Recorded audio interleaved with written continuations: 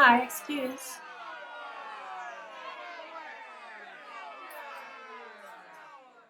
Yes, you. Yes, you.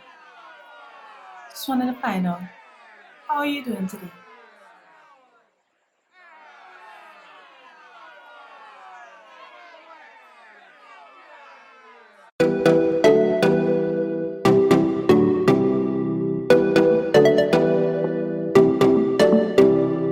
Hello, chronic illness warriors. Welcome back to my channel. I'm Janine, and I make lifestyle videos for Black women living with chronic illnesses like myself.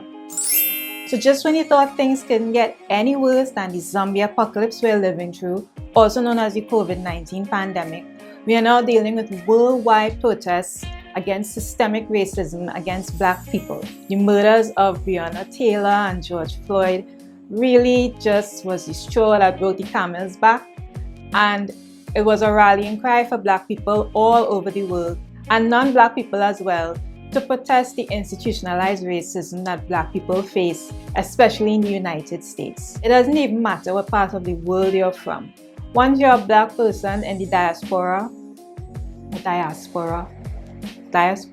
not sure which one is the correct pronunciation, sorry. I'm sure all of us felt a kind of way when we saw what the police officers did to George Floyd. And of course, at the front line of these protests are Black women.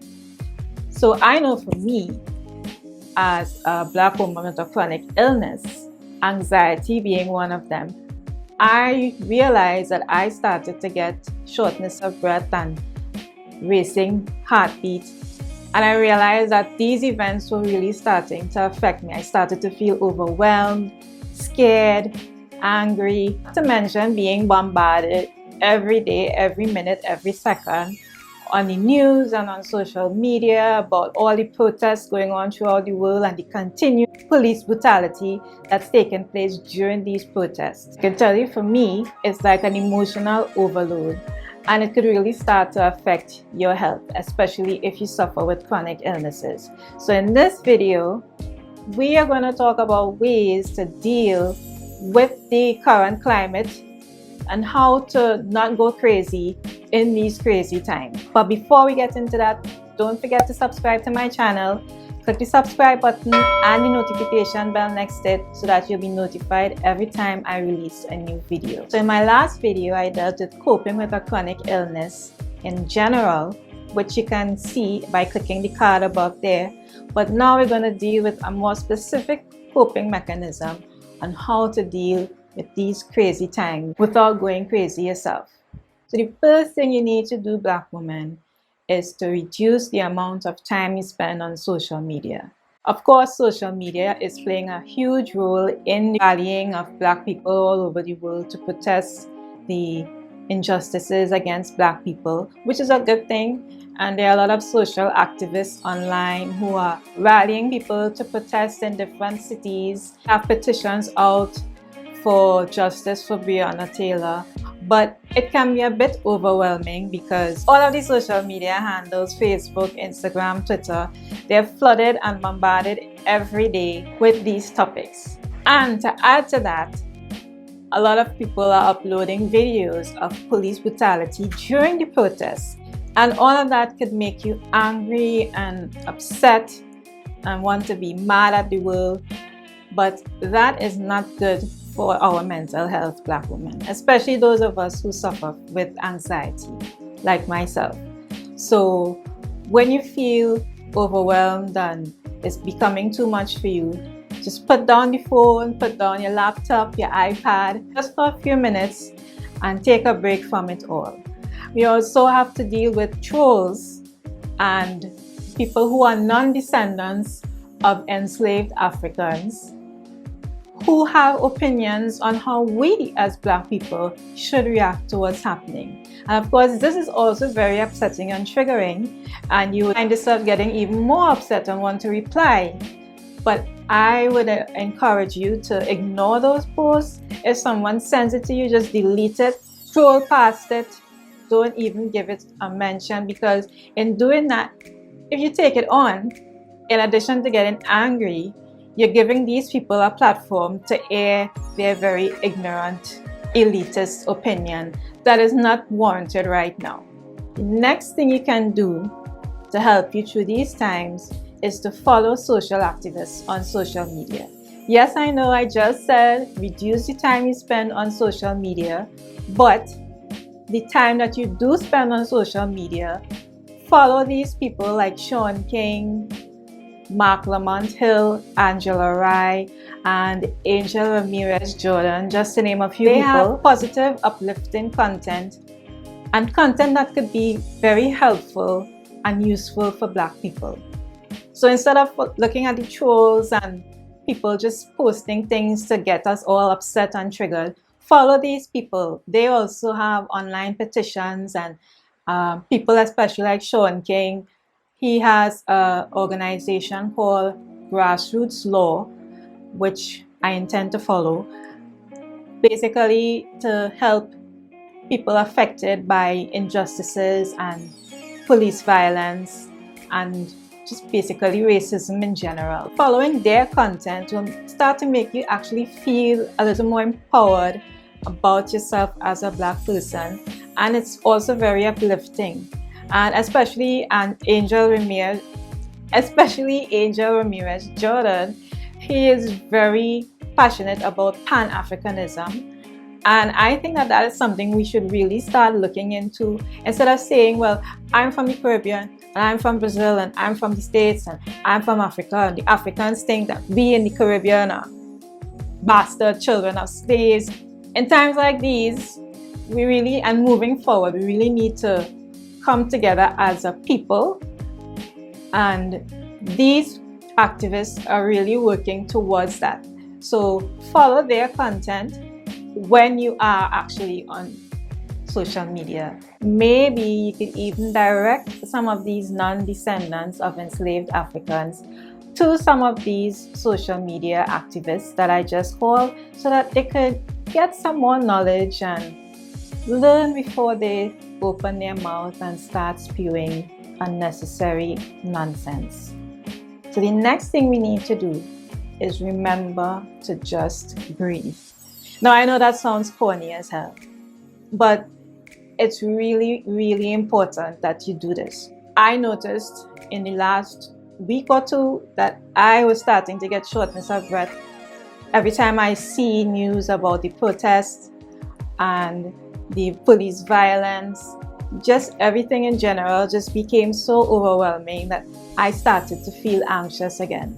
So if you feel that happening to you, just stop and just take a moment to just take some deep breaths to calm your mind down. And when you've settled down and you've calmed yourself down and you're breathing normally, the next thing you need to do is get in touch with your feelings.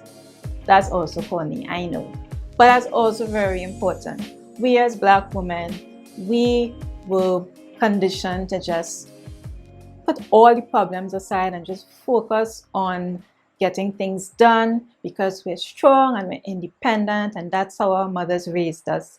So we don't really take time in situations like these to really sit and think how this is affecting us. So in the midst of all the protests and the activism that you're getting involved in right now, take time to really ask yourself, how do I feel? How does all this make me feel? What type of feelings are coming up? And then you need to deal with them, because your mental health is also very important. And if it's not properly dealt with, it could become another chronic illness that you have to live with for maybe the rest of your life. So even if it's just 5 minutes, just sit down quietly and meditate, pray, chant, whatever spiritual practice you can do to really just make you get in touch with your feelings. Another thing you could do to help you get through these times is to find an alternative to protesting. We would all like to go out and pound the pavement and let our voices be heard.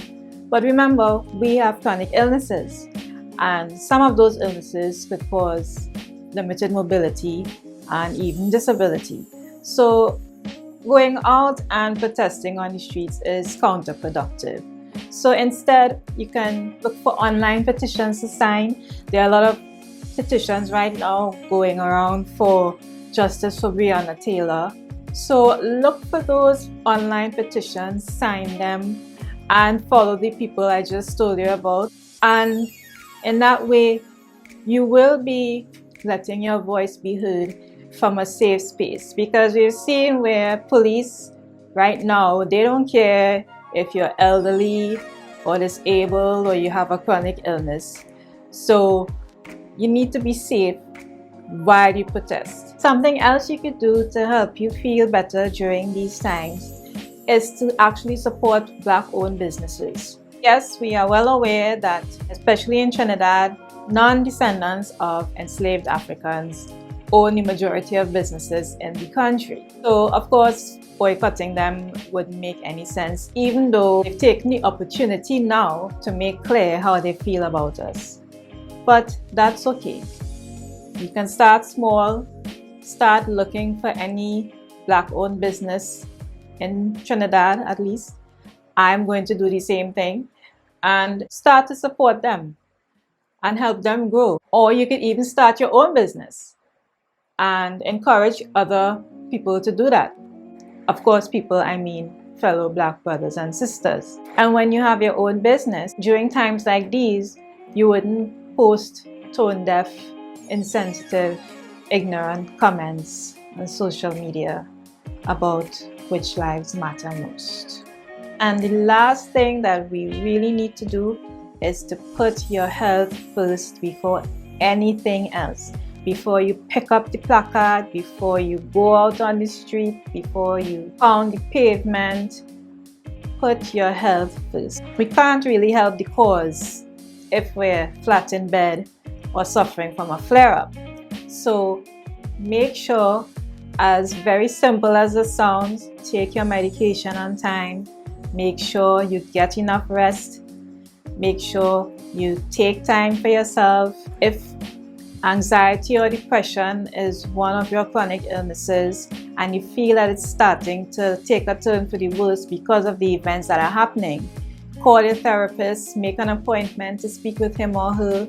If you don't have a therapist, talk to a close friend or relative who can be supportive and understanding at this time. So I hope these tips were helpful, and if there's anything that I didn't mention that you think I should have, put it in the comments below.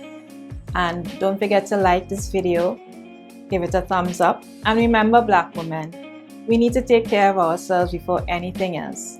I know we've been conditioned to be strong and independent and that our backs are broad, but we really, in these times, need to take care of ourselves, put our health first. And also remember that we are still living in a pandemic, and people with chronic illnesses and pre-existing conditions are at a high risk. So if you are going out to protest, make sure that you do it safely, that you wear your mask, you practice social distancing, practice good hygiene, and above everything else, please stay safe. So I hope you like this video. Again, give it a thumbs up and don't forget to subscribe.